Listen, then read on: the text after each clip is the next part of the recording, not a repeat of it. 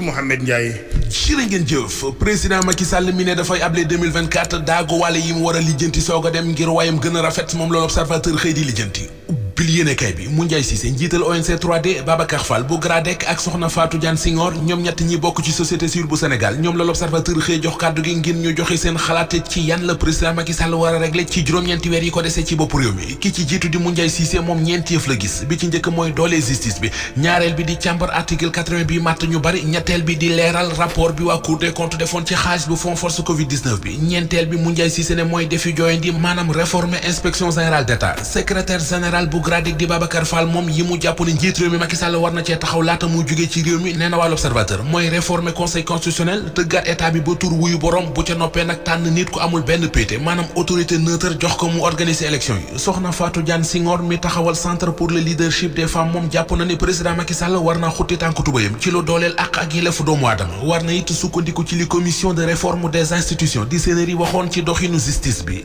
injustice mënul weesu amnistie Karim Wade ak Khalifa Ababacar Sall bu nuppi bañal ko Ousmane Sonko Souleymane Ndéné Ndiaye moo ko wax ji mi ngi ci xët mu njëkk journal Tribune yéenekaay bi nañu démb la ko xamle ci émission bii di Grand Jury ci rajo Futur Média moom premier ministre du Sénégal ba woon di Souleymane Ndéné Ndiaye rafetlu na it dogal bi président Macky Sall jël jëm ci ne dugg troisième mandat kan la Macky Sall di tànn ne candidat bu majorité bi ci élection présidentielle yi laaj boobee ñëpp yi laaj journal lii quotidien xëy na ko samp ci xëtam mu njëkk ba di ñu wax ne bu dee Amadou Ba la li mu doon premier ministre jamono ji atu la ci moom Mahammed Boun Abdallah Dionne ngor gu landi gi muy wan Macky Sall mu di loyauté ay point la ci moom Abdoulaye Daouda Diallo yéenekaay bi nee nañu ñëpp xam nañu ne ci homme de confiance yu Macky Sall yi ci la bokk bari nañu jàpp ne Aly Ngouille Ndiaye lay doon ndax rigueur bi nekk ci moom ki ci des di Amadou Mame Diop président assemblée nationale journal bi nee nañu ndombal tànk li mu yore tax na mooy dauphin constitutionnel bu Macky Sall kum ci mën di doon Walf Quotidien mi ngi ñuy wax ne Macky Sall li mu bëgg mooy tànn ab takk ndeeram maanaam koo xam ne du umpante ak moom ki mu war a tànn ngir mu wutu ko journalisé ko nee nañu tàmbali na ko baataral campagne xaat te dara xewgul ndax keroog samedi ba ñuy daloo gare bu teer bi ci aéroport Blaise Diagne fa la waxee moom Macky Sall ni su ma fi jógee ñi ma leen di bàyyil su ngeen leen wóoloo ba falaat leen dinañu continuer li ma fi tàmbali woon danañ yóbbu train express régional bi ba mu yegg Kees yóbbu ko ba mu yegg Mbour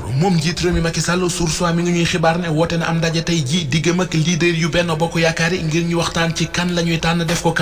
candidat yi ci élection présidentielle yu 2024 yi Vox Populi mi ngi ñuy xamal ne jigéen ñi fas ñu ci yéene des ginnaaw yëral xët mu njëkk journal bi soxna Aïda Mbodj samp na am dëndam déclaré na candidature am docteur Rose Wardini moom it Vox Populi mi ngi ñuy wax ne samp na am dëndam fas na yéene bokk ci élection présidentielle yu 2024 yi keroog samedi la ko xamle moom docteur Rose Wardini programme bu mu indi jëm ci développement bu dul bàyyi kenn ca programme ba bokk na ci wutal ndawi réew mi am xëy bokk na ci njàng ak njàngale mu tege ci yoon di éducation de qualité paj mu yomb te matale programme buy dooleel entrepreneuriat ak programme buy waggar ci environnement bi Bougane Gueye Dany boroom gëm sa bopp teg na programme am xibaar bi mi ngi ci journal Le Mandat programme la bu tënku ci ay réformes yu bari ngir moderniser Sénégal développé ko ci xët mu njëkk Tribune moom borom programme bi di Bougane Gueye Dany ma ngi fay xamle ne lii farata jamono ji ñu toll mooy ñu obligé Macky Sall wañ loxom ngir mu organiser ci réew mi ay élection yooyu ku ci bëgg a bokk dañ lay bàyyi nga bokk duñ ca tëye kenn Source A dolli ñu ci ne dolli na ci moom Bougane Gueye Dany ne bu ñu fi bëggee jëlee waa Benno Bokk Yaakaar ak seen nguur opposition bi tax ñuy wax opposition sérieuse il faut que dañuy booloo lu mu néew war nañoo def ñaari bloc yu mag ngir taxaw jàmmaarloo ak ñi fi nekk